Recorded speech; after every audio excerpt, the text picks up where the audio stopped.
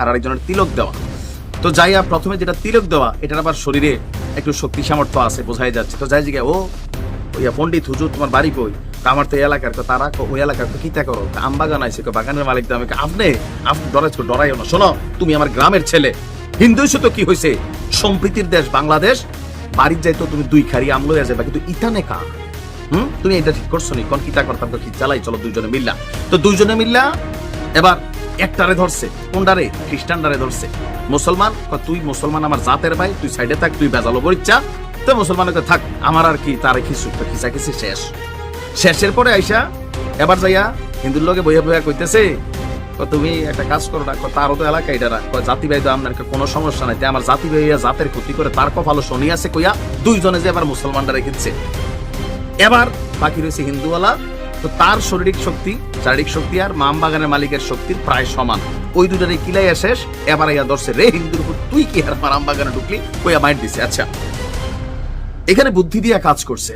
যতক্ষণ তারা 3 জন একত্রিত ছিল, আমবাগানের মালিক তাদের সাথে লড়াই করার সাহস করে নাই। আজকে আমাদের সেই 3 চোর হচ্ছে আরবের রাষ্ট্রগুলা, আর মালিক হচ্ছে আমেরিকা এবং তাদের দোসররা।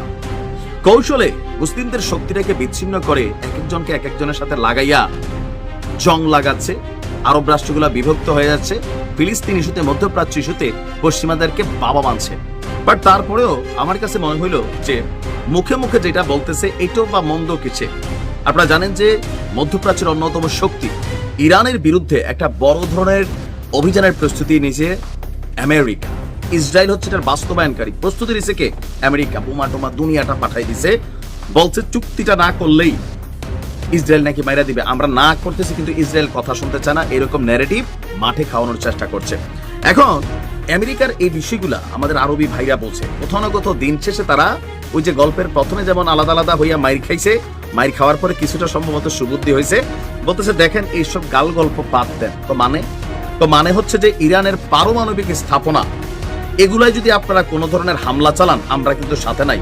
এখন আমেরিকা চাচ্ছে কি ওই যে গল্পের প্রথমের মতো 2 জনের সাথে রেখা আর বাকি একজনের দোলাই করতো। দোলাইটা টার্গেট কে? ইরান। দর্শক, এই মুহূর্তে ইরানের সাথে লম্বা চূড়া একটা শত্রুতা ছিল সৌদি আরবের। আপনারা জানেন ইয়েমেন সহ অনেক কিছু নিয়ে একটা দূরত্ব